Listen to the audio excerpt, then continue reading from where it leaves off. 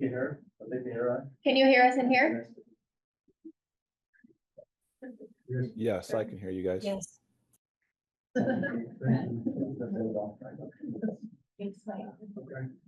think we'll, Jeff won't be here today. He had a tragedy with someone he worked with, so you know, have to do some services today. So take over on the meeting. There's on the phone, but I think let's just get started. And it may not hurt, so we don't meet often enough. Maybe just go around real quick in the room. If you don't mind, give us your name and what organization you're with, real quick. Start with Olga, please. Okay. Yeah, I'm Olga. I work with Carly in the Division of Water Resources. I'm here on her behalf because she can't attend today. She's at another watershed council meeting. Yeah, and Steph is on the line too. She is also with the Division of Water Resources. I know that she wanted to introduce herself. Yeah, thanks, Olga. I just wanted to say hello. My name is Steph McGinnis. I'm the new State Water Plan Manager here with Division of Water Resources.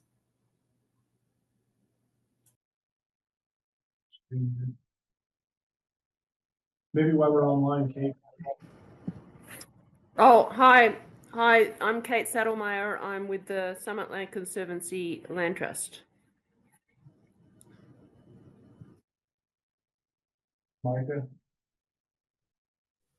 Yeah, my name is Micah Safeson. I'm with the Great Salt Lake Commissioner's Office. Christian. Yeah, hi, my name is Christian Dorette. I know a lot of you guys know probably Dwight Slaw. He has moved on from our office. He took a job with our Denver office, so I've taken over a lot of his roles and probably have another person from our office joining in the future as well. Thanks for being here, Christian. Is that everyone online? I think we just had 6 participants. Yeah, I can go next. I'm Rose Smith. So I'm here from Sageland Collaborative. We're a nonprofit that does wildlife and land conservation, and we do a lot of, my program does a lot with streams and wetland restoration. So Jeff asked me to just come and give an update on projects and opportunities this year. Arjun Hicks, Friendship Hicks Salt Lake. I'm Josh Cohn. I'm at the World Resource Institute, partially funded by Weber Basin Watershed. Darren asked me to come today to present on the wildfire mitigation project work that we're working on with Summit County. Dawna Zukirmi. I run a river rafting operation called Destination Sports, and I also participate with the Weber River Partnership. I'll tell you a little bit more about in a few minutes. Rick Smith, I'm with the Davis Weber County's Canal Company. I'm Kenny McFarland. I'm a farmer here in Weber County. I'm farming the lower half of Weber County. I'm down the lower end of the Weber River and also in Huntsville. I'm Ryan Broadbent. I'm the regional engineer for the Division of Water Rights. And Wes Sidway, a farmer up in Summit County. Darren. And Darren Hess with Weber Basin Water. Okay, is that Dawna, you want to?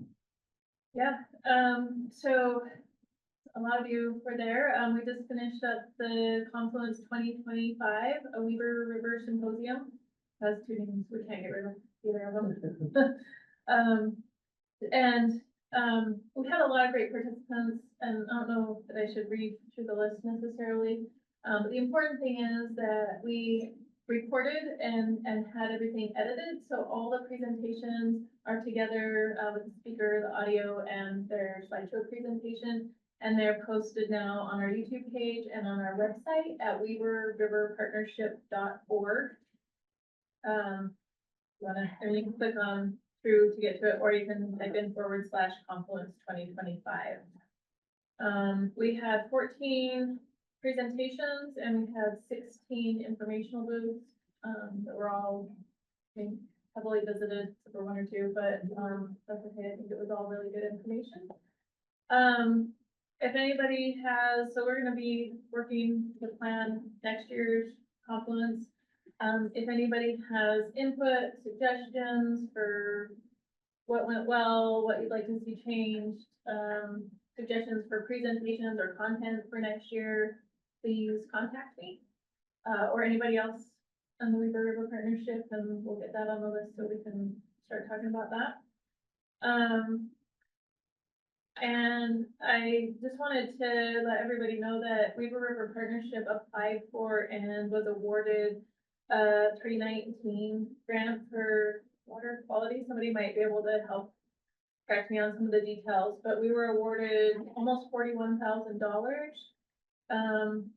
And then with other non-federal match money and in-kind money, a total of almost $66,000. And some of the highlights of the project it's for the Ogden Valley around Pineview Reservoir. So we are going to hire a coordinator, and we'll be voting tomorrow on the contract, but Shanna Francis is the candidate that has applied for and will be taking this position. This will entail overseeing and implementing the projects designed to improve water quality and protect water quantity in the Ogden Valley as identified in the 319 project implementation plan. Let's see, there's, I guess, some of the highlights.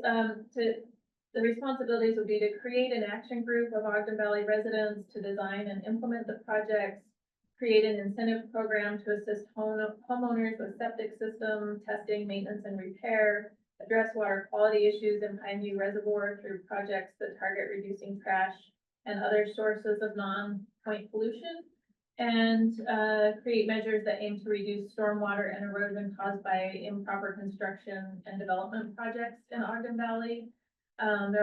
She'll be handling administrative and monitoring duties. I have a couple other points I wanted to mention on that. The Ogden Valley residents identified 3 primary concerns. That I mentioned: the sedimentation from construction stormwater runoff, elevated nitrogen and pathogen levels from failing septic systems, and high levels of trash and debris near recreational areas, particularly Pineview Reservoir. Something that stood out to me regarding the septic systems, there are about 2,600 septic systems directly over the Ogden Valley aquifer with an estimated 15% failure rate. That seems kind of like a big deal. I just blamed it on the boats dumping their poop tanks in the lake, but maybe there's something a little more complicated going on. So those are the highlights. I think Christine Osborne and Paul Burnett and Adam Woodline would all know more details about this. If anybody wants to know more about it, I would reach out to one of them. I'm just reading it out. Is Ogden Valley plan to incorporate? What if that could be part of that? Yeah, Nation? right. Yeah, I wonder if that could be part of that. No, something that would be good to let them know. I think so. Yeah. Okay. And Kathy James is the other one that knows a lot about. Oh, yeah. She's helping to detail out the contract and get that all lined up. So I will mention that tomorrow. The information on our. Yeah. Yeah. And we are meeting tomorrow. Weber River Partnership. If anybody wants a Zoom invite, we don't meet in person. Let me know, and we'll make sure we get that email too.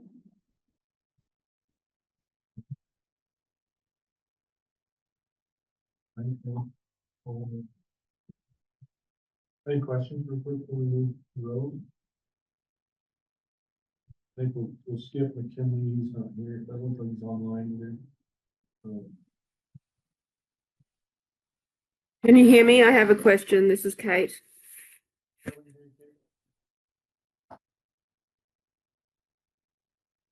Go ahead, Kate.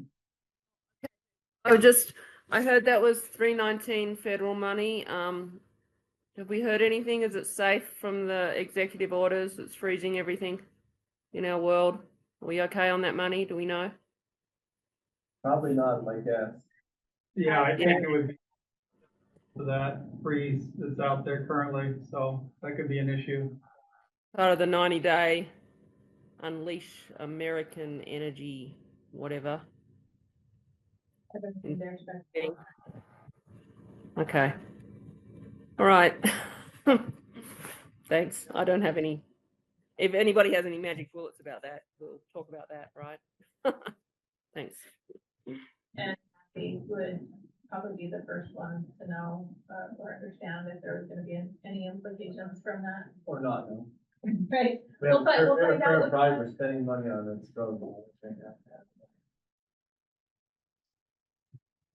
Yeah, so we're working with our federal delegation and lobbyists just to find out, more about this. I mean, this is fairly recent, how quickly this has hit everybody. And there's a lot of folks that have federal grants that are currently, drawing funds on, and with the current freeze, it's affecting all of us. So we're all in the same boat. So we are working the different avenues that we have to find out more about what's going on. So, but not much information. No, we are too. I guess I'd emphasize the partnership in this case. If there's some, synergies in our regions supporting, agricultural people, we're frozen on our obligations for new easements and for closings that we have. So I don't know, maybe there's some synergies in lobbying that we can work on. I don't know. I do know that I haven't seen a check come through for a bank account for this amount. That's in the money's in the bank, right? It's under contract though, or? I think so. I mean, it was awarded, and so that's why they put out for applicants for this coordinator position, and they've got the contract ready to go. We'll be voting on it tomorrow. So barring any comments. I don't, usually like their 319 grants are like reimbursable, so you spend the money, then you get reimbursed. Okay. But hopefully the state's holding the money, not the, yeah, anyway. Could be Christine probably knows the answer to that Yeah. question. But yeah, so the money won't hit the bank account, they will have to go invoice for it. Maybe we table that, I guess. Yeah. There's not a lot we can do probably in this. No. meeting, so. No. I'll ask these questions tomorrow at our meeting and learn anything. If we know anything, I'll let y'all know. I can weigh in on the state stuff. I'm on the state watershed council. McKinley's the Great Salt Lake side. Yeah. So our discussions of trying to have the GSLAC, the advisory council, become Great Salt Lake Advisory Council, or Watershed Council. That's still in conversation. The other thing, the state wants plans. I'm sure that's one reason why Steph's online. The other is they want us as a local watershed to push like legislative ideas up to the state watershed council to discuss and then potentially go to federal legislation. So we're supposed to be a resource to them. And then another item is Utah water users are gonna probably do a breakfast for the watershed council if you want to attend that. So I think those are the 3 items that I can remember. All right. The last state watershed council was down in Kanab, so it's quite a drive. Yeah. It's interesting to see their dynamics down there. Thanks, Rick. Okay, yeah, I made some slides, but I think I'll just read them and like circulate the report around. So I tried to summarize as many things that are happening kind of amongst the stream restoration circles, in addition to just state what Sageland's up to, because everything we do is a partnership. So yeah, I presented to you all in March of last year, about all this funding that had come through for Echo Canyon. And so a lot got done, in 2024, not just in Echo, but kind of across the Weber. So just here's a rundown of 2024 accomplishments. DEQ and colleague and partners, really led by Christine Osborne, completed at the updated Echo Canyon 9-element watershed plan. And so that has been really helpful as a way to kind of help really leverage the EPA funding that came through, and also just help us better identify locations for prioritized restoration actions. We completed restoration work on, I always say completed restoration work didn't restore because it's what is, yeah. So, we completed work on 9 miles of streams, or just over 9 miles in 2024. And all of this has been low-tech process-based restoration, so 600 or over 600 beaver dam analogs and other like low-tech kind of wood-based structures were built across Echo Canyon, Chalk Creek, and Rockport Reservoir tributaries. And this was largely led by TU, Tribal Limited and Sageland Collaborative as a partnership. So these projects took place, yeah, across those 3 kind of sub-watersheds of the Weber. And I can list the creeks. So South Fork of Chalk Creek, Crandall Creek, Cottons Creek, Hay Hollow, which is kind of like a wash that goes into Fish Creek, and then Brown Creek and Reeves Creek, and Echo. I just remember them as I speak here. We also planted hundreds of pollinator-friendly plants, and I wanted to highlight that one because the plants were made available through Utah's Pollinator Habitat Program, which there was just a bill, I think it passed through its committee. It's expected to be approved to continue funding that program. So basically, private landowners, like anyone can apply for pollinator-friendly plants. And you send where specifically you are in the state, and they put together plants that are appropriate for that location. So it's really great, and it's a wonderful resource. And Sageland and others were kind of helping that program kind of expand its horizons a little bit to kind of scale up. So it's not just people's yards anymore. We're putting these plants in at like big restoration sites too. So it's good news that seems like the program will continue. And just want to also like shout out that we had over 2,000 hours of volunteer labor that contributed to putting in the restoration structures. And we worked with at least 4 local businesses to get these restoration projects done. We also during 24, an accomplishment is always that we're planning and design for the next year. So we've got a big year in 2025 coming as well. And so all that planning and just like coordination with landowners is underway. And I'll talk about that in my next slide here. And then we also had a really great, like successful riparian restoration workshop in September. So that was hosted at G&E Ranch. If you're familiar with that location, it's on the South Fork of Chalk Creek. So it's like a landowner we've been working with and doing restoration with for years. And they were happy to host at their Lake Boweries. Over 80 attendees joined us. There were presentations on kind of restoration methods, grazing methods, and just like grazing improvement kind of things geared toward riparian health. We had several presentations, and then lunch followed by 3 different field trips that folks could go on. And so that was a really nice kind of showcase of what's happened in the Weber headwaters to date, and kind of getting everybody together to kind of talk about what's next. And there's also some fuels and range improvement work going on. So Forestry Fire State Lands has a project underway doing some conifer thinning on private lands in our kind of project areas. And I know Summit County has a lot of planning underway right now and permitting. And I'm sure Josh can speak to that more than I can, but yeah. All right, so that's all 2024. Going into 25, we have plans to have things that are underway and plan to be completed in 25. So Christine Osborne, Scott Catton at TU, and Emily Bishop from UDAF can tell you more about this. But the East Canyon 911 watershed plan is underway. So this plan is going to be focused on like the part of East Canyon's watershed that's like kind of in the Park City area, so like the upper part of the watershed. So you can reach out to Christine, Scott, or Emily, both questions about that one. Sageland, TU, Wildlife Resources, UDAF, and other partners have at least 6 BDA projects planned across Chalk Creek and Rockport tributaries. And then we have a lot of kind of just like planning and design work to do still in Echo Canyon. We're working with Jeff to do some riparian fencing. And we're kind of just like still doing a little bit of outreach to other landowners in Echo. So if anybody's interested, and this is kind of like the time to kind of reach out to me if you're interested in having some work done, if you know someone who's interested, or if you just want to like have an area that you think should be a priority. Like myself and Christine and Scott, Emily, can all be a resource in that way. Another kind of restoration focused plan is we are going to do a workshop slash training for beaver coexistence this summer.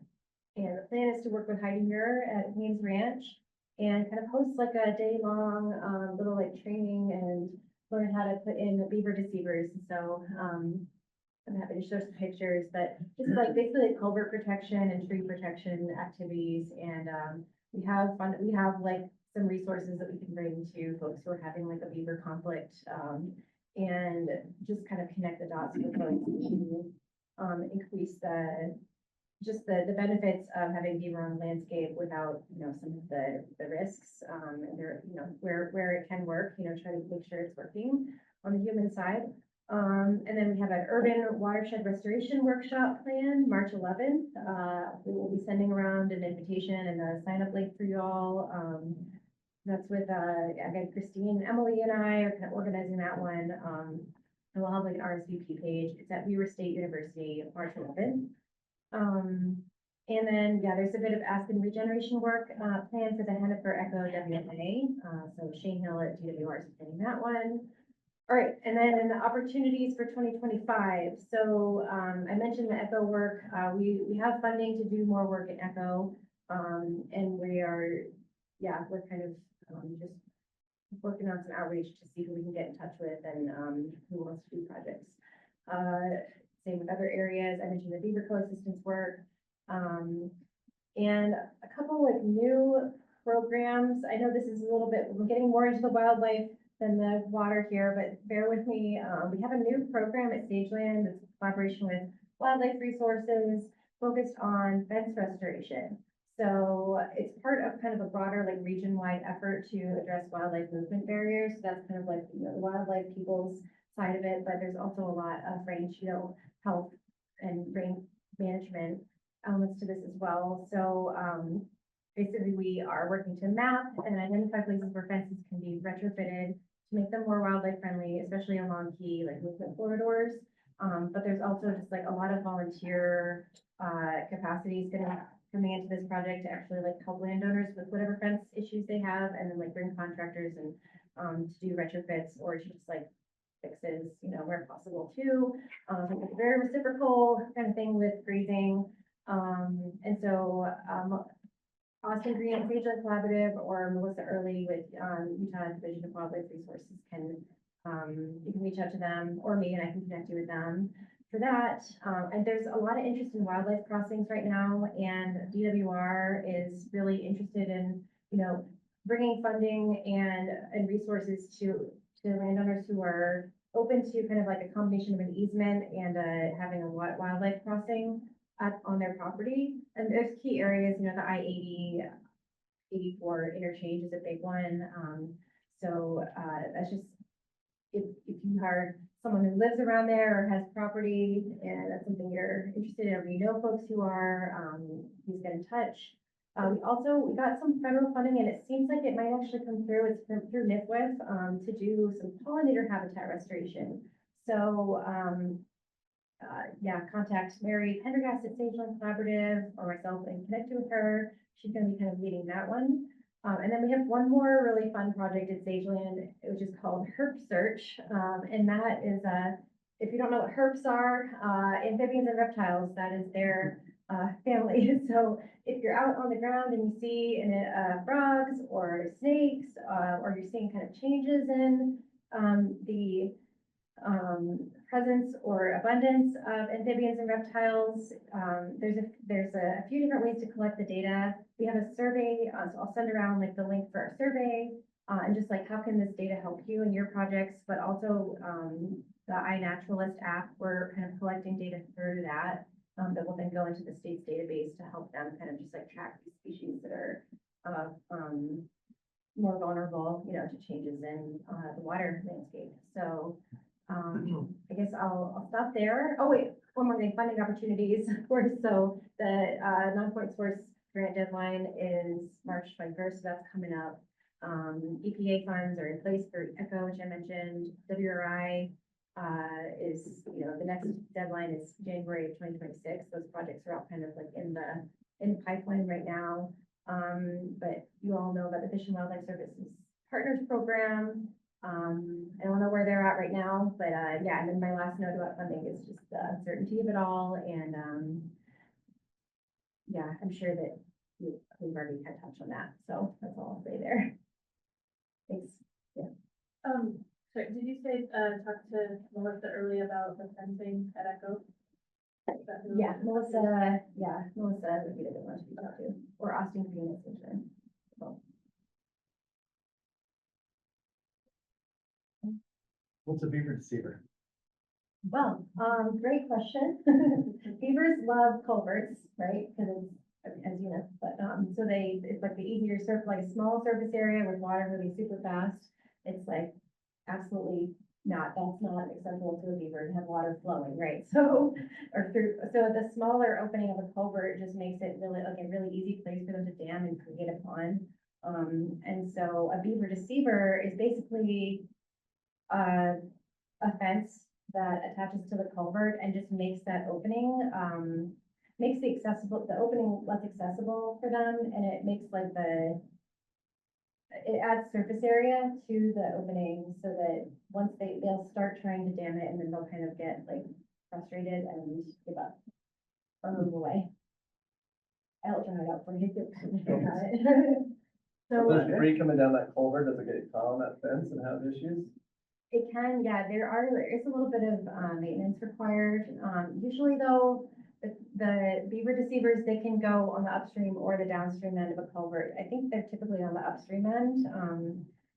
And so it would actually probably cause less of an issue. We either clean front of the debris, right, than trying to get out the cold. Right? Yeah, so it actually protects the culvert probably, so it wouldn't clog as quickly in the same way that it doesn't clog.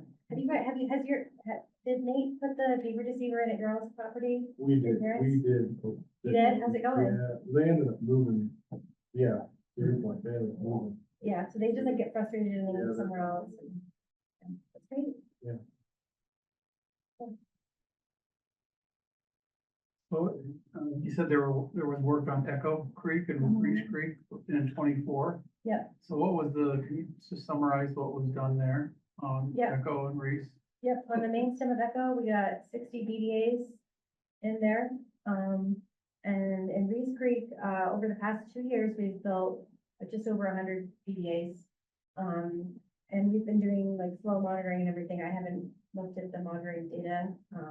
But that's all upstream of those big NRCS ponds on Reese Creek. Okay. But the idea was to kind of like coax the beavers further downstream. So that should be helping with our sediment loads, right, on Echo Creek? Yeah, that's the idea. Yeah. So we just had an event here over the last week where the water quality in the Weber River is the worst I've ever seen in 30 years of doing this. And so we actually had to shut our treatment plant down here a few days ago, last Friday, because I could not treat the water coming down the Weber River. It was so bad. And so our TOCs were like 7.5 coming in raw. And usually it should be in that 4 range. And turbidity wasn't horrible, it was like 50, 60, but before those warm rains hit, it was like 5. And then I think part of the issue is those warm rains hit and then just, scoured all the ranch land up there that normally might have snow on it. Ground frozen, it's just washing all the organics, that are on all those pasture lands into, the Weber River. And it's basically like treating sewer water, and we're not really equipped to treat sewage here at this treatment plant. And so, but you go up there and you look at Lost Creek, it's nice and clean coming in. You look at East Canyon, it's nice and clean. You go up and look at Echo Creek, right? And it's just chocolate milk, like it always is, right? But it's only running like, I would guess 5 to 10 CFS, So I wouldn't think, that small volume is doing that to the whole river. There's gotta be some other inputs, but I was driving the watershed looking for other inputs. I couldn't really see any, I had Kent Wilkerson, he was driving the watershed on Friday. He was going up into Echo Creek, Echo Canyon up there, he was looking, And we're scratching our head as to, other than the warm rains, you know, that came. I'm scratching my head as to why this water quality is so bad. But even spring runoff, you don't see those come. that same- I don't see that high of organic Yeah. loads even in spring runoff. I've never seen it this high.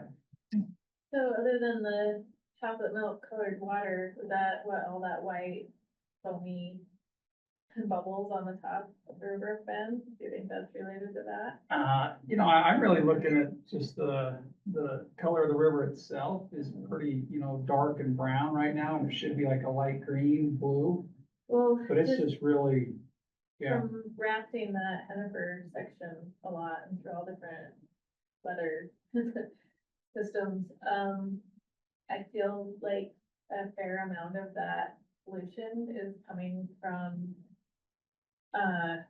ranchers' fields where they have the fences out into the river. Mm-hmm, Animals are coming down and trumping that mud up against on the bank. mm-hmm. There's quite a few of those up through there.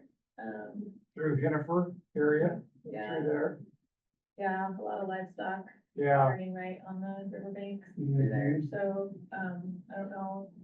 There could be some effort, you know, there's just one or two landowners that have been interested to try to change that, but not really. I mean, Yeah, So I don't know if maybe there could be some outreach effort to those folks. I to think that, yeah, encourage I them think, to, I think we need to do that, yeah. you know, I mean, also a few pumps in the river here and there, and through there, and things like that. So, I mean, you know. You would know, right? You see Well, it. not anymore, so, I mean, we used to have access up at that property right at the junction. But it's now on a 40-year lease with a doctor who's building some kind of a treatment facility there, but, a medical treatment facility, however, Oh, he's okay. doing hunting. And so, I mean, I've looked real closely at the elk herd movement across the interstate there and onto that property in the past, so that's what I wanted to talk to Melissa about, but, anyhow, just, I think that there is room for a lot of improvement in Hennifer with those places where the cows and horses are coming down to the river to water. That must be a lot of it, you know, that's just washing in, you know, and we get this really warm rain, right? And it's just washing all of that organics into Like you said, the the ground's still frozen, so it's almost Yeah. shooting off instead of. Yes. So in the spring, it usually will go in, right? Right, right. And that's probably why we don't see it near as bad, right, In in the the spring. spring. But with it frozen right now and no snow on any of those pasture lands either, you know? The other thing, I wonder with how warm it's been, is there more organic matter growing in the stream channel itself that's maybe got washed down, with that higher water from that rain runoff? Cause I've just noticed it more murky, when it doesn't seem like it's coming out of Echo. Mhm, So, I yeah, mean, that's more red, it's a distinctive red color, but it's right. more brown than it. It's definitely a lot more than Echo, because like I said, Echo is only like 5 to 10 second feet. And we've got like 400 in the river, you know, so there's some serious dilution there. It's the farm fields adjacent to the river, I think, that are doing a lot of this, in addition to Echo. But I think Echo, I mean, it's probably mainly sediment load.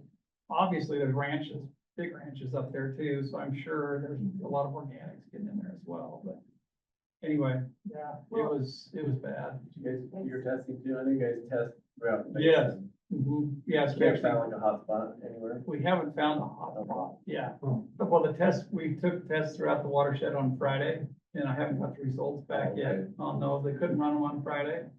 So I should have those back, and then our guys are doing the upper watershed as well today. So I'll have more data in the next day or two. But, yeah, my treatment plant's shut down right now, so. So Darren, you're talking about a treatment plant that is, where, like, how far down are you?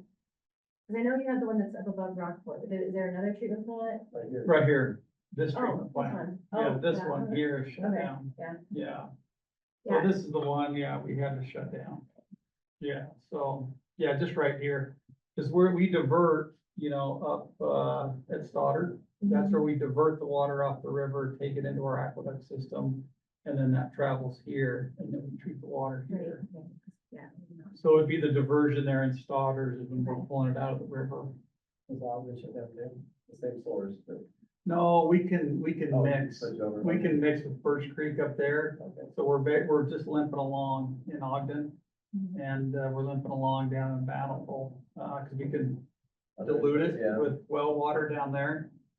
Here, we just have to shut it down. So we just rarely have to do that. I mean, it's unprecedented, the kind of water quality we're seeing.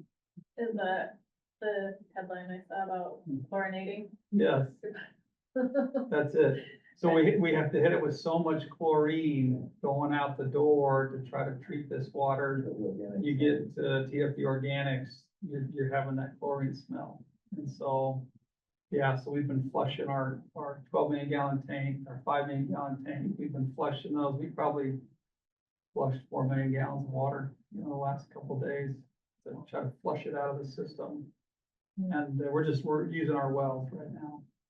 So we're just pumping our wells heavy to supply the water that we need. But yeah, I mean, any ideas, that we have even in this group, right, I think would be great on Well, I mean, what we can do with these property owners to help out. I would be really interested in, and I mean, I could just do this on my own anyway, but a good excuse is, I would love to just like drive around with you and like look at stuff and look at the BDAs too, like under these conditions, because, I would not expect them to cause issues. Right. But of course, like, it's like worth looking at everything and also just like identifying, like, are there other areas in the watershed where there's more like sediment coming, and is it worthwhile to like really target some areas differently than we thought? Yeah. Some data we had, so.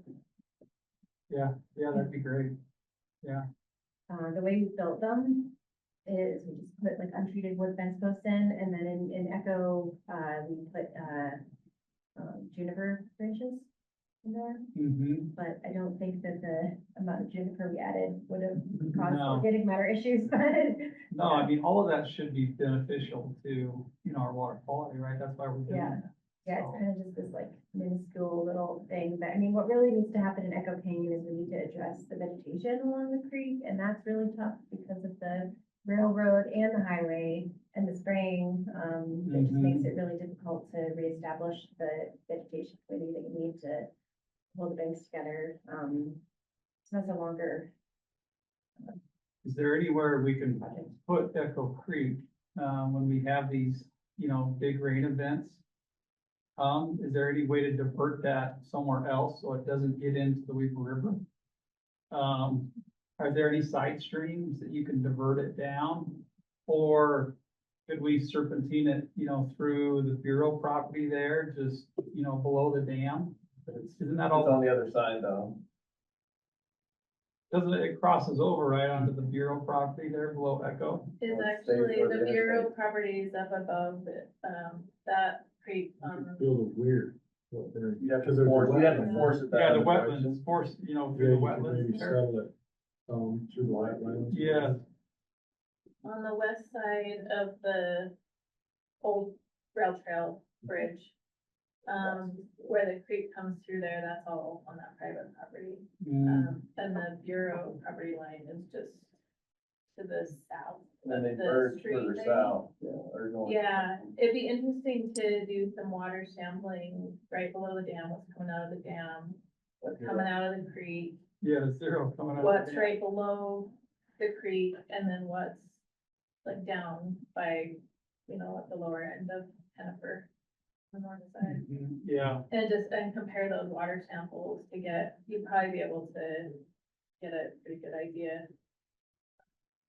Sampling in both places. anyway, just some thoughts, on that. Thanks, Rose, appreciate it, yeah. Yes, can't do much about the rain on snow events. No.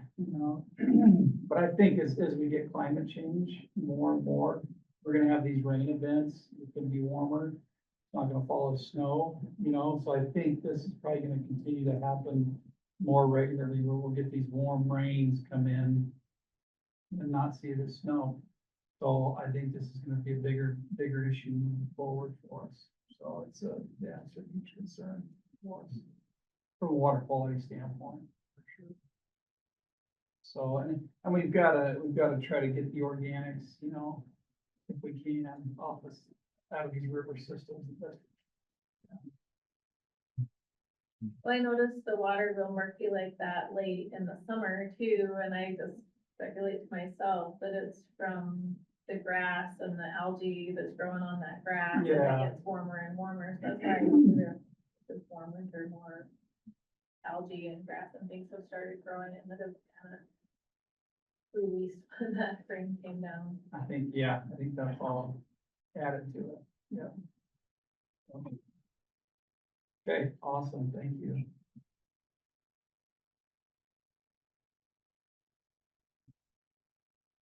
Josh, thanks for being here. Of course. Yeah, thanks for- Setting us up. Yeah, appreciate Josh and his willingness to come present to us, so. We just thought with, everything that's happening in California, this would be a good topic, so, with, all the wildfire stuff. So, yeah, thanks, Josh. Of course. Explain again who you work with or how's that work? Yeah, 1 second, just gotta share the screen real quick. Well, Josh is getting stuff. Do you all have access to the updated ECHO 9-element watershed plan? Darren, you have a copy of that, I assume? Of which, sorry? The updated ECHO 9-element watershed plan? I think I do, yeah. Yeah, I think I do. Awesome. So my name is Josh Cohn. I'm the Utah Watershed Health Coordinator with World Resources Institute. Partially funded by Weber Basin Water Conservancy and then Salt Lake City Department of Public Utilities. So I was hired on December of 23. So I've been on for a little over a year, working with Weber Basin on kind of forwarding their priorities in the watershed. So increasing the scale and pace of planning projects, primarily in the Weber headwaters area. So working with Summit County as well. Jess Kirby was going to present today, but she came down with the flu that's going around this weekend. So she's been integral from the get-go on our work in Utah.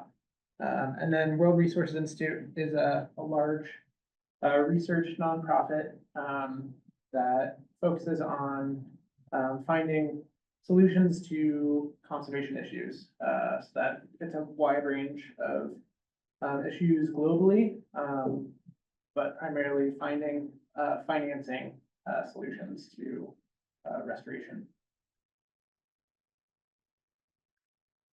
As most of you already know, Northern Utah is at the forefront of the wildfire crisis.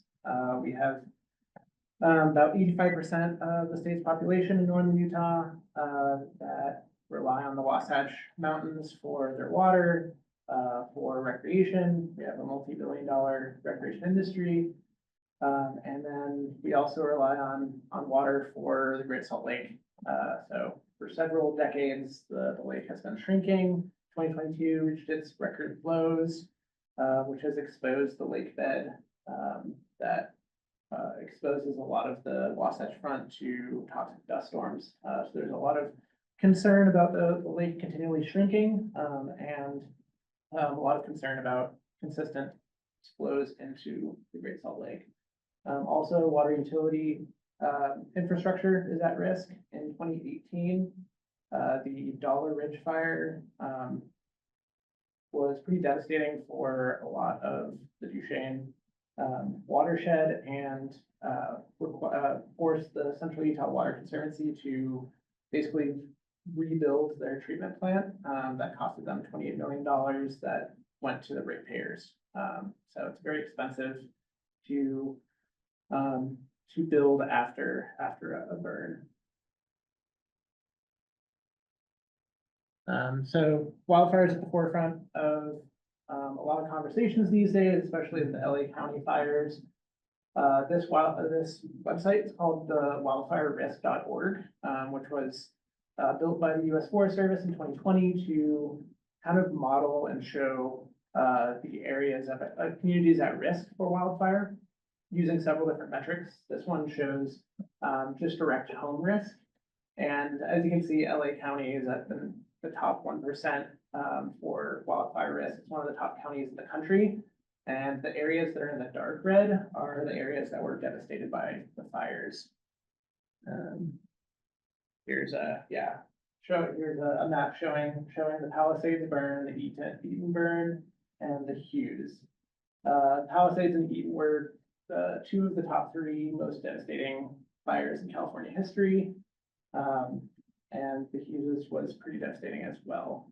These fires pretty much were so intense because of the perfect storm of events. So over the winter, they've had one of the driest Decembers and Novembers on record, and then the Santa Ana winds were some of the strongest in recent memory. So the combination of factors really led to the devastating fires. So if we look at Utah, Josh, do we know how those were started yet? I don't Those fires? know 100% on those. I think they're still under investigation. Yeah, okay. And that map wasn't current. That was from, I think, 2 weeks ago, and it said one of those fires or a couple of those fires were still burning, but they're out 100% contained for now. Okay. Yeah, so if we look at the state of Utah, we're the 6th highest risk state for wildfire to homes, top 10%. A lot of the areas are concentrated in the southwest part of the state, Washington County, Tooele County, and then the Wasatch Front. So these are the areas that have the highest population centers, and a lot of our population will live within the wildland urban interface, which increases the risk to communities. Then if we look at Davis County is the 11th highest risk county in the state. It's pretty much concentrated on the east bench. So pretty small strip of area that is at pretty high risk for catastrophic wildfire. But if we look at the Weber watershed as a whole, Summit County, Morgan County, Weber County, they're all in the top 50% risk counties in the state. Another metric that this website looks at are the direct exposure zones. So these are areas where fire mitigation treatments will be most effective, very useful for planning and prioritizing project areas. So the area that we're focused on is in the headwaters of the Weber, which is in Summit County. It's right here, right around here. So it just shows that the work that we're planning will have a large impact. A lot of those HOAs and communities have direct exposure to the forest. They're in the wildland urban interface.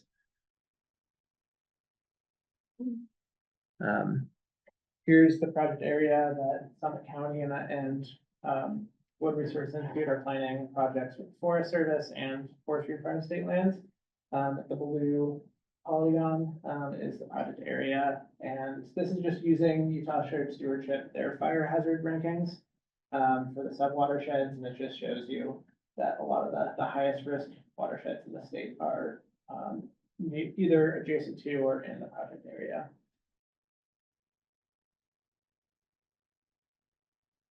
So how do we mitigate this risk? We've been working with Forestry Fire State Lands, Summit County, and Forest Service to develop a treatment plan to treat about 14,000 acres to protect over 40,000 in the headwaters area through a combination of treatment types. So forest health treatments like the photo on the right, doing hand cut and piling, mastication, lop and scatter, as well as prescribed burning, and then invasive species removal and native species planting, low-tech stream restoration, structure installation, like what Rose was discussing earlier. So BDAs, constructing those to restore a lot of the wetlands and riparian habitats. So that upfront cost is going to be pretty expensive. So over the next decade, we plan to spend about $32 million, and that's just the upfront cost. We'll need to go into like a maintenance sort of mode after the initial treatments are implemented and kind of retouch these areas every 5 to 10 years at a lower cost per acre. So that'll raise that cost as well. So in 2021, the Weber Coalition, which comprised of World Resource Institute, Weber Basin Water Conservancy, Mountain Regional Water, Summit County, Forest Private State Lands, Shared Stewardship, Watershed Restoration Initiative, and then Forest Service as well, came together and developed a funding model called the Resilience Fund, where beneficiaries, so businesses, federal, state funding, as well as utility funds are pooled into a singular fund that can be spent cross-boundary. So a lot of these projects are on private and public lands. And this fund is not time-bound, so a lot of these funds can be spent throughout. We've also set up an endowment at the Watershed Restoration Initiative that's invested in the public bonds, and that is set aside for the maintenance costs. So that pot of money will be used for kind of the retreatments every 5 to 10 years. Who manages these funds then? So Summit County right now manages the Resilience Fund, and with my position, it was a pilot program until I came on, and we expanded it into the Jordan watershed. So now we're trying to figure out who is the right, kind of the most appropriate party to manage the fund in the Jordan. We've also worked with Utah State University, with Patrick Belmont and Larissa Yoakum on wildfire modeling, on debris flows in the Weber headwaters, sort of modeling what is predicted to happen post burns during high rain events. And this kind of shows where those areas are, where there's going to be high erosion, high delivery, and then probability of high debris flows into the watershed. So these are areas above Rockport Reservoir. And these kind of direct us to where a lot of the treatments can potentially be. But the researchers are currently working on modeling specific treatment types and the effects of those on the debris flows. So that'll really kind of direct us on where to focus treatment plans, and will be really useful for outreach for private landowners, because obtaining buy-in has been tough in the Weber headwaters. So having data and then having treatments that showcase what fuel reduction will look like will be important going forward. This is the long-term plan as of now for the treatments on forest, U.S. Forest Service lands. It'll take about 5 years of NEPA survey work to kind of cover the 10-year treatment plan. So we're working from the mouth of the canyon upward. So kind of the first couple of treatments that will be going on, ideally in FY26. We don't know if we'll get the NEPA survey work done before that. We'll be kind of in Swift Canyon, South Fork of the Weber as well. That'll be the focus of the Forest Service, and it's a combination of treatments, mostly hand cut and pile. Smith and Morehouse and then that. Yep, so Smith and Morehouse is in the middle. Yeah. Yeah, so yeah, if you've ever been up there, you've seen how dense the forest is up there. A lot of standing dead. I have a question, Mhm. sorry, regarding private properties in that stretch, do you outreach to property owners to, reduce the forest? The Forest Service hasn't. They've been in touch with Forestry Farm State Lands, so we've been working with the weed coordinator, who's been in touch with South Fork and Alpine Acres, the HOAs that are up there. If there was a private property owner who had concerns, would they be best suited to reach out to the county or to? I think Forestry Farm State Lands would be, yeah. And then it's hard to plan too far ahead on private lands. So we sort of have like a couple year plan on private. Kind of hard to see on this map, but there's a little unit right here at the mouth of the canyon that was just completed last year. That will kind of back up to the first phase of the treatments on the Forest Service. And then there's some treatment areas within Alpine Acres and South Fork of the Weber. And then one treatment that Forestry Farm State Lands is thinking of starting this fall in Whites Creek. And then there's been some treatments up in South Fork and Chalk Creek, sort of really adjacent to a lot of the BDA work that Sageland has been doing up there. A lot of that's kind of like mastication, juniper mastication up there. We use some of those junipers in Echo. Yeah. All over actually, because there are no trees. And then another big development over the last year, WRI, we helped apply for the Great Salt Lake Sentinel Landscape Designation, which is a Department of Defense designation for areas surrounding military installations for conservation purposes. So this designation is around Hill Air Force Base and then Camp Williams. So this is super exciting because it unlocks a lot of DoD funding, Department of Interior, USDA, and FEMA funding for a lot of conservation work. This could be a lot of different uses. But since Hill Air Force Base sources all of their water from Weber Basin, that they're very concerned about the status, the long-term health of the watershed. Unfortunately, the boundary of the designation stops at the ridgeline of the Wasatch. So it doesn't cover the headwaters, but we're working with the Forest Service to expand into the headwaters. And we've talked with the coordinator, Sentinel Landscape coordinator, and it seems like it's a good possibility. So that's what we'll be working on this year. And there are hopes that this will lead to $2 to $3 million annually for conservation treatments that could be used to get larger grants as well. When you say conservation treatments, what does that mean? So there's a lot of fuel mitigation, stream restoration, rangeland restoration. It covers some of like the bomb range, the testing range, so that means that has restoration as well. It's a wide variety of restoration type treatments. Also, I think part of that will go towards conservation easements as well. Because I know Camp Williams, there's been a lot of easements that are placed right around it.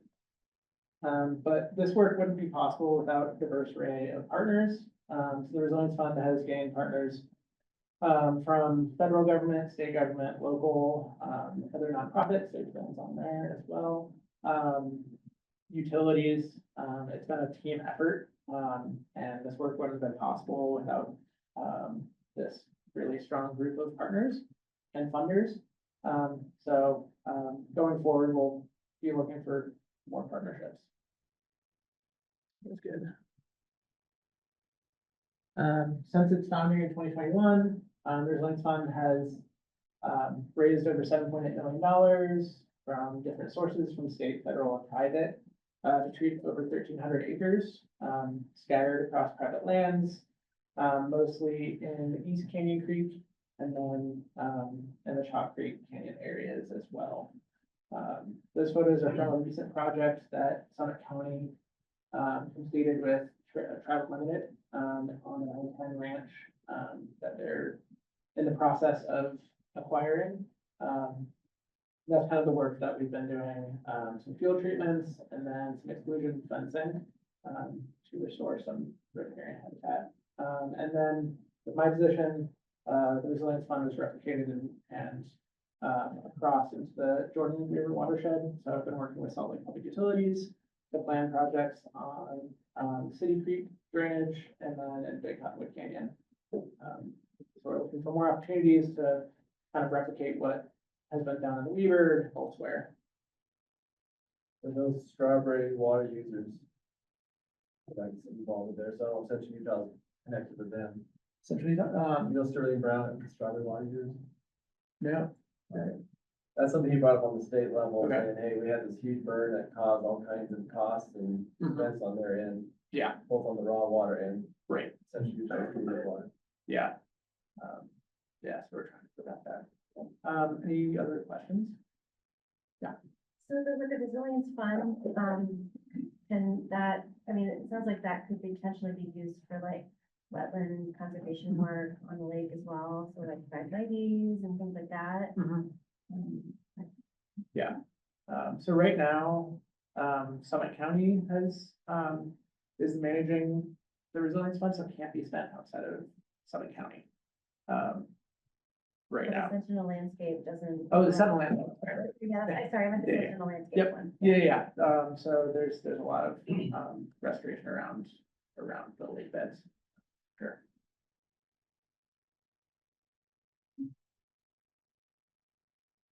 I would just say, we've gone touring, a few of these, properties that, Josh has worked on with private landowners. And, I mean, it's costly, right? And we're doing like 40 acres right at a time. And you look up, it's how many acres are up there, like, okay, are we doing anything here? Doing this, but with the Yellow Lake fire, we really did see,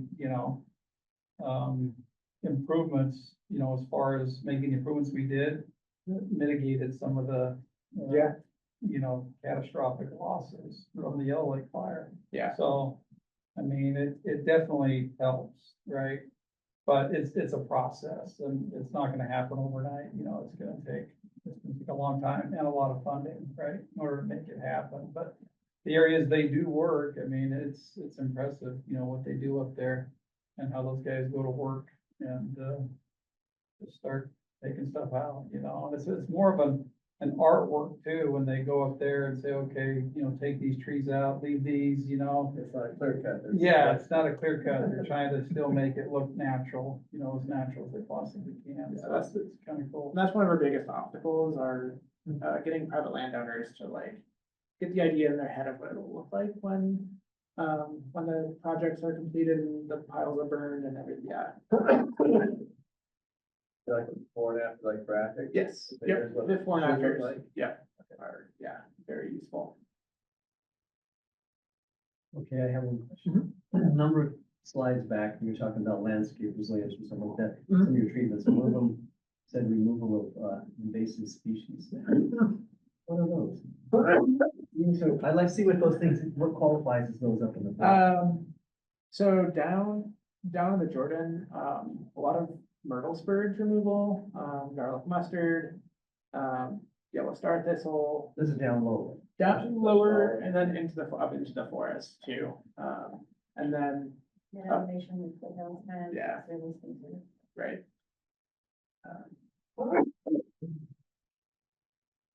Yeah, garlic mustard's.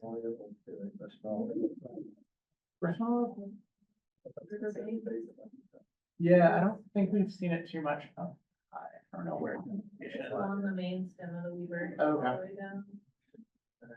I have a lot of cheatgrass up on the hill behind my Yeah. house. I'm sure. Treegrass is Iron wonderful church, tree, right? yeah. Yeah.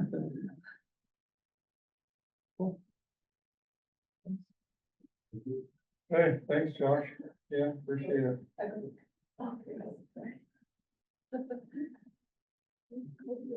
get this one. Okay, so we do have a couple of discussion topics here. Adding Kenny McFarland to the council, so thanks Kenny for being here.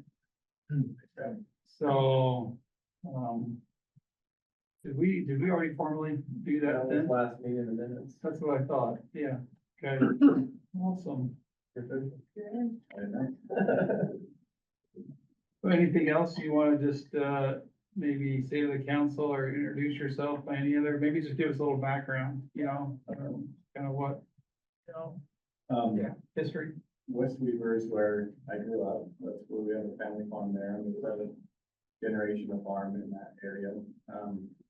My grandpa sold the dairy cows a long time ago, so my dad started growing produce, vegetable crops. And I started in high school, some like roadside stands, so we do some like roadside sales. And so mostly what we do is produce, sweet corn, pumpkins, onions, and then a bunch of different vegetables. A few years ago, we ran into the owner of the monastery farm in Huntsville. So we lease that from him and rent that as well. So we farm in Huntsville, and then West Weber, just some owned ground and a lot of leased ground from other people. Most of it happens to be along the Weber River, on the lower Weber. So we've, I've been in touch with the Weber commissioners quite a bit over the years, and Rich Hansen on the Bay. We border out the Bay in a couple places, and so a lot of what you all do, I'm very unfamiliar with. So I apologize if I'm just kind of a newbie on all of this, but I'm willing to learn and try to help with whatever I can. Hopefully I'm helpful at some point, but my background is basically just agriculture.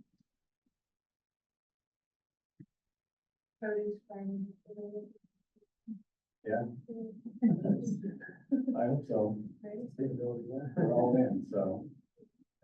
Did you do the talk at the Confluence, or was that? No, that was Matt Peterson. Okay. With on the produce. Also What's produce. yours? McFarland County Farms, yeah. Yeah, Matt Peterson's a good friend, right down there.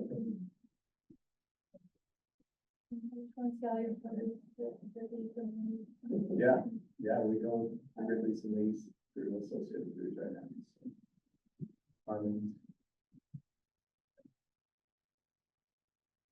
So. So does a lot of your stuff stay local then? Yeah, the onions are shipped all over the country, local as well, but also all over the country, but most everything else is, we market it ourselves.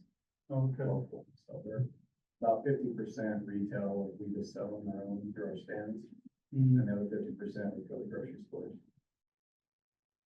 Okay, great.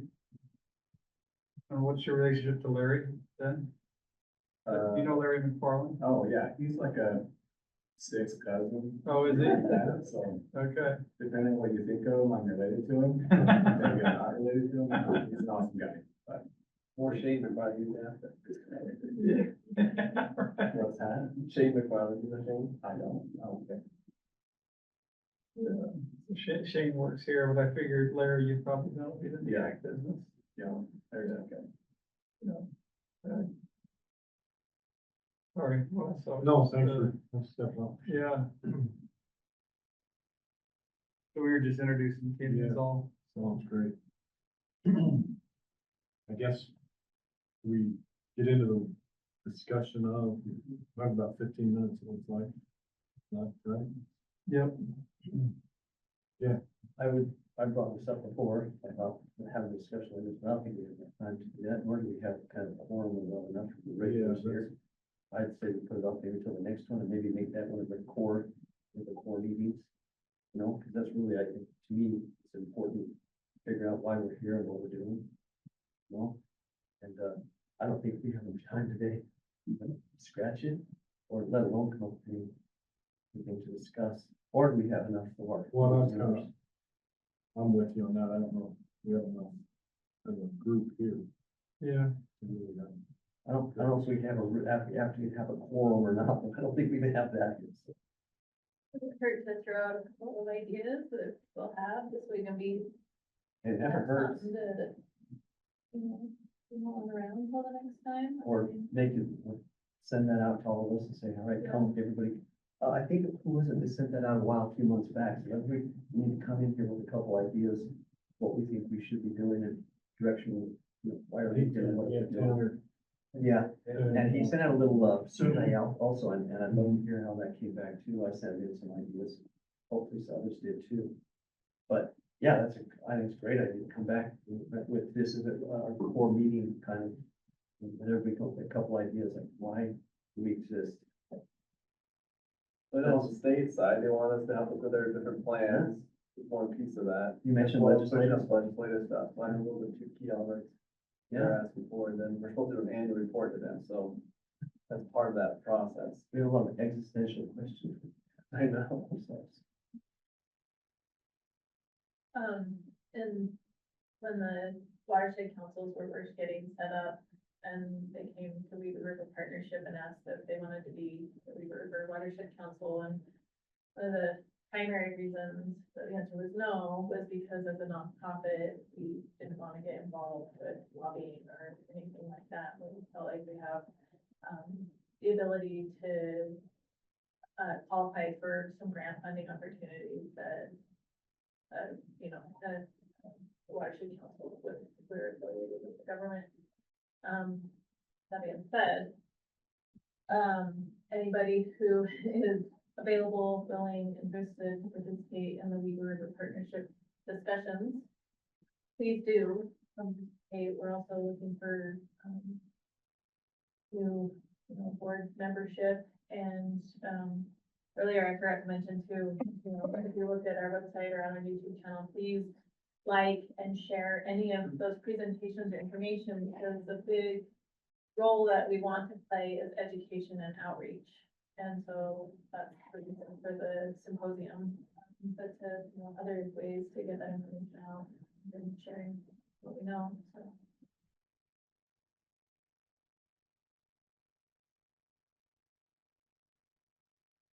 Is there a charter for the council, or does the legislature come up, besides like, Yeah, they kind of require that we have like a organizational documentation, but doesn't really have any true defined purpose, I guess, the right word. It does have something in there, I can't remember the actual text, but. Yeah, there's some information in there, but, yeah. it's tricky, because like everyone's just kind of here on free time, right, or borrowed time, and it's not a, like, the capacity element seems like a big issue, everything requires like someone committing time to doing a thing, but the partnership is there, and now there's an individual director, so maybe that could be like a capacity arm in some ways. Get some things done.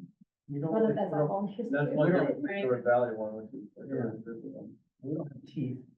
Our goal is to talk to the next level of the watershed. So, anyway, we're just getting more into what we need to do another time, but we should discuss. Yeah. Right. No, I agree with that. You mind if I ask the history of this camp? I'm brand new about it. This recently existed, or this always existed along the Weber Basin? So the partnership is going on for, I don't know, decade plus before I started. but- We became a nonprofit organization 3 years ago. but the group of the Absolutely, meeting. yeah, it's basically started by Out Unlimited, and we had Vision Wildlife with Albert and Brunson and a few others do that. Well, I'd like to add this, your question was what is this maybe? Mhm. But we're only one of several. We have Right. every watershed has one of these. I think it's the governor that put it together at the time, or. The legislation passed in 2022. Yeah. The governor commanded. We got all set up Yeah. in 23, 24. So I think it was initially like, how does the watershed impact, everything all the way down to the lake? That's what was the impetus to start it all with. So every watershed has one of these. So each watershed feeding the Great Salt Lake. The entire state, actually. Well, yeah, the whole state. The whole statewide, yeah. So I guess that's what we need to figure out. We're gonna report to the bigger state watershed. What are we talking about? And what can we impact? We impact anything. And so, how, and how do we push that on to the next? I love the idea of coming with some ideas for legislation, although they probably have more than we can handle each session, but still, those are good things. Yeah. Maybe recommend working with states or something like that. Anyway, there's a lot of things we could do, but we're just one. I think one thing early on was always, there was hope that this was maybe a central location, so if Rose is doing a project, or maybe the Darren's got a project, if this was an area where stream restoration, city projects, this group at least knew about them, so we could combine resources and not be doing something upstream that might affect something downstream. That was a whole, I think. Yeah. There I was think enough- it's a good goal too, because then if Yeah. a clearinghouse, and then reach out for things that might need it in this watershed. I don't pull things out. With that said, I had one thing I've written down, so I know UDOT was planning on doing the I-84 bridge there, and Civicor is also doing their fish ladder. Has anyone heard of any of their timelines? Because I know last time I went to Civicor, like, they're still waiting on the FEMA side of it, or, BERT. I'm just curious if anyone's heard any updates. Okay. Probably not. We're missing our team. Tanner would know. I say we don't have enough people here to really. Anyways, I know Pacific Court is an annual meeting that I attend, but last time we met, it was like, still waiting for FERC to do their approvals. And that's all I thought. They're trying to do that in conjunction with the I-84 and UDOT project, and so they gotta make sure they work together. So I just, Cause that's through the canyon side. yeah, I just straightened it out more, Oh, how I understood it. I haven't seen too plans. many people going fast on the black ice. Yeah. It sounds like, yeah, based on what, like, the legislature had this, charge to, for each watershed to say how they're contributing, especially regarding Great Salt Lake. And each watershed has some unique challenges, so like fire, the sediment and water quality. Maybe there's like kind of a set of grand challenges that the Weber is facing, especially with like population and just like water provisioning needs, combined with agriculture and it's just different for different watersheds, and so maybe there's advocacy for funding for different, types of, programs, clearly we need more funding for wildfire, advocacy around, or just like recommendations regarding different issue areas, fish passage is a huge one for the Weber. I'm not even on the council, I'm just like. Public health. Yeah. Kind of like reflect back on hearing, but. Water, yeah, I mean, there was this dry spell and warm spell, there was a big windstorm that blew north across the lake and cousins that farm out by just north of Snowville area, and they got hit with a big sandstorm a couple weeks, a salt storm a couple weeks ago. Yeah, and then it sprinkled a little rain on top of it, and so the power lines were all sparking, and they were without power for a couple of days, and this is all dry salt bed. I mean, but I can't help but think, we want to mitigate our human impact as much as we can, but you look at those old shoreline, where the old shorelines were, and to make that kind of a line on the mountain, the level of the lake was at that line for a long time to make a mark like that before it went down to another line, and so thinking about that, and I don't know if that even matters, because we still just have to do as much as we can do to mitigate problems and to try to correct problems that we are creating in society. But anyways, just all the interesting things that are going on, right? And we don't know what's happening to somebody else unless we come together and share what we know and what we've experienced.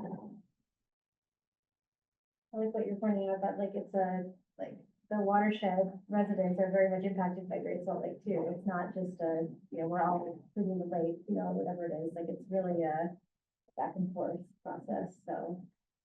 Especially for the population centers, it really matters how the lake is doing, and the wetlands too, so. Again, council, just because I'm here, I get to. That's part of the field trip. We've gone to the bottom, we've gone to the top, we're trying to get, a variety of different items, so we can educate ourselves and look at different issues. And Dawna, when you're talking about the different terrace levels, like, just know that, like, from the Bonneville shoreline trail or whatever, that's not all human impacts, that's like, Right. yeah, like Right. Bonneville and the dam breaching, but, Well, but even still, yeah. right, it's been drying up for a long time before we ever got here. Yeah, there was like kind of like a geological event that happened that made the lake go from a really big size to really small size. And then from there, it's kind of been like, yeah, Right. human activity drawing it down. I don't know if you guys heard Dr. Matty Jasek at the symposium, that he was talking about the aquifer, groundwater, he was talking about, when we deplete the aquifer and water's gonna flow from the lake to the mountains. I've witnessed that on the island that my husband grew up on. In their peak summer season, the wells don't dry up. They percolate salt water into them, and people are running salt water into their sink taps. And so that's a very real thing that can happen and, you know, could happen to everybody on the Wasatch Front or further away, because those aquifers are also connected to the Wasatch back, so, you know, who knows? I don't know. A lot of unknowns, not a doomsday, but. Yeah, I think the groundwater is a huge, like, one of the, if you're gonna think of grand challenges, like the land subsidence and groundwater is a big one. That's the next for the big future. challenge. And I mean, sorry to share my opinion all the time, but I think agriculture gets a bad rap. I think in all these articles are saying we need to do away with alfalfa farming and all that. They're missing the aquifer piece, the groundwater piece of it. They're not calculating that into their, you know, alfalfa is so bad. I don't think, you know, and I think anything that we could influence in getting that kind of a message out, that we're not looking at the whole big picture when people are publishing these articles with these headlines that say agriculture is bad or, you know, whatever. Talk about that, it's a flood irrigation, it's wasteful. I've switched almost all my farmers on drip irrigation, which seems awesome, all the water that we conserve. I know it is great, but long-term, we're looking at the big picture. There's been some studies on that farm over the years that show that that's not actually the case. I'm not a scientist, I don't know that information, but does seem to coincide with less flood irrigation happening in this watershed. We're now seeing this happen with and could possibly do that. There again, this is the farmer's perspective, but that's what I'm seeing. Yeah, less flood irrigation and just, you know, less open space now than there used to be. So to go to flood, I mean, you had to spend some money to do that, right? I mean, that's substantial The drip. dollars. Or, yeah, the drip, the drip from flood, yeah. And it's been good economically for the crops that I raise. It makes a lot of sense. Better yield and like an onion crop is water intensive, so if I can use a fraction of the amount of that, helps me. So it's been good financially, and that's, you know, to be honest, that's why I did it. I didn't have water conservation in mind. It was a financial decision. I was trying to run a business. But, you know, at the end of the day, it feels good to save water, but like I'm seeing it in my farm fields too, that there's a difference. Only using drip irrigation and not having that flood irrigation. There's a difference in my 5 feet of oil that I see. I don't know past that what's going on, but what I see is there's a little bit of difference there. So I'm a little concerned about how further moving the sprinklers quite a bit and the sprinklers. I don't know if that's actually causing changes, but it does concern me. My turn? Okay, I want to piggyback on that, okay, because that's serious of interest to me. I'd like to see if you have any input on that, because if your water rights, so are there cities and towns that are springing up and getting bigger and bigger, asking for more water rights from those aquifers, or are they going for some of the groundwater that maybe is dwindling because of that? But what do you see? Well, I think we all see it. Everybody wants more water. People are. We're seeing a lot of agricultural crops just disappear to fuel that water. We don't have any more water.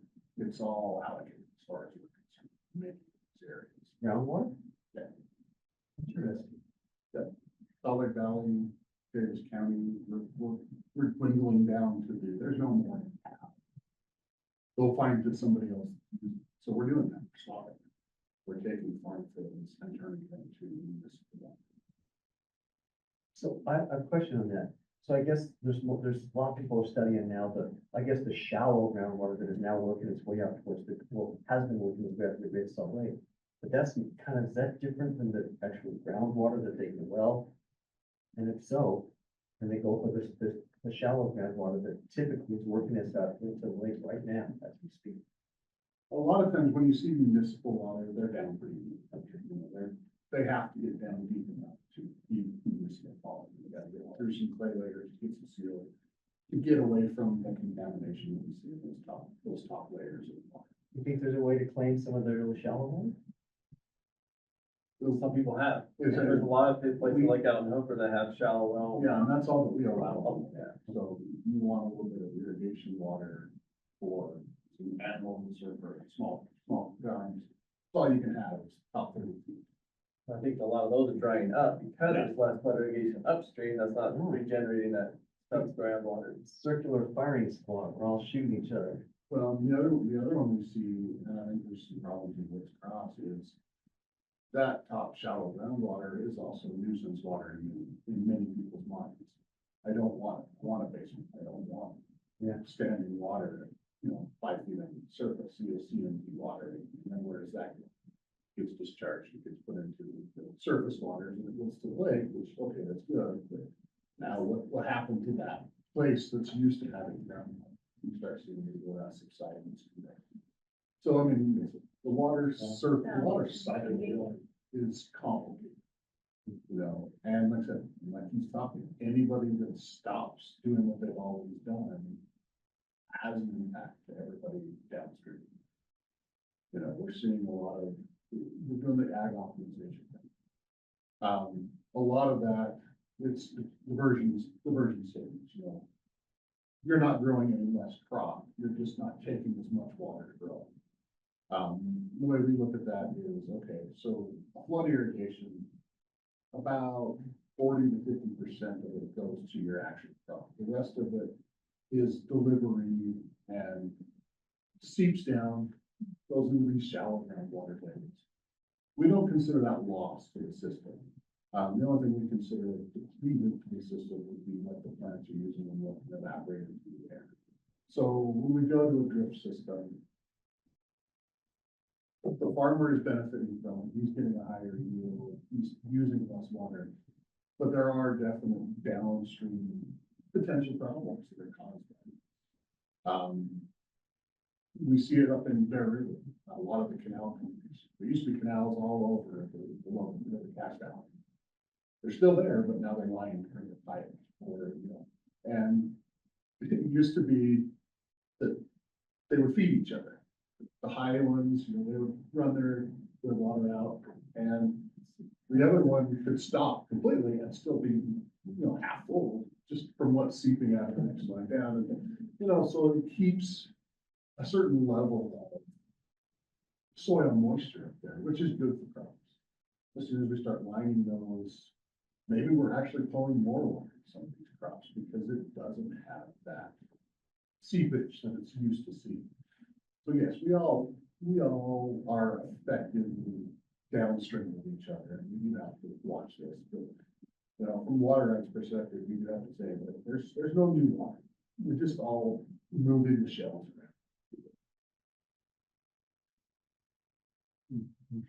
Well, I love flood irrigation. I just think it's awesome because it soaks and then it goes back in the ditch, and then especially if it's in the, above the dams, it actually gets to go down to the wetlands of the Great Salt Lake, eventually. It's tough to stop that stuff. I love flood irrigation, but yeah, and it keeps that wet.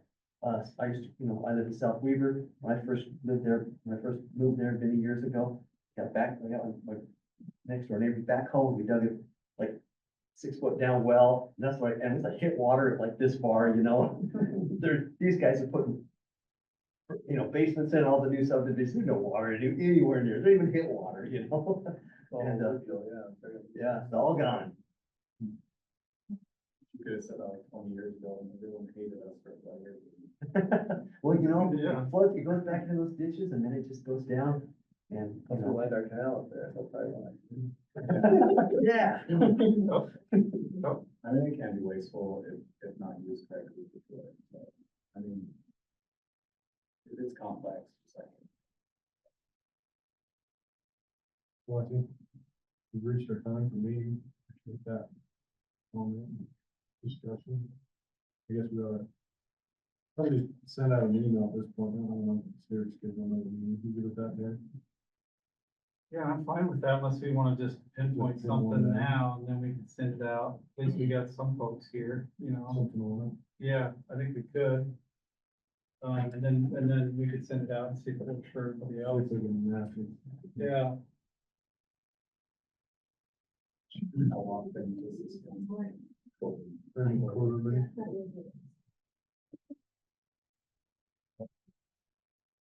So we'd be in kind of that May timeframe, I guess.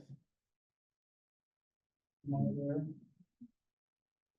May 12th, we try Mondays, afternoon Monday, Yeah, that's usually what we try to hit. let's throw out the 12th right there. 1 o'clock. Yeah, want to throw that out and then we can send that out and see if that works. That doesn't work?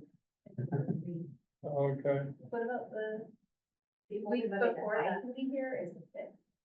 Yeah, since we were about a little earlier, I mean, the closer we get to the end of school, it's Yeah, let's throw it to harder the for. 5th. May 5th at 1 o'clock. yeah, fifth is fine. You say the fifth? Yeah. Okay. Okay, awesome. All right, we'll send that out. See if that works for folks. Okay. Okay, Thanks, everybody. great.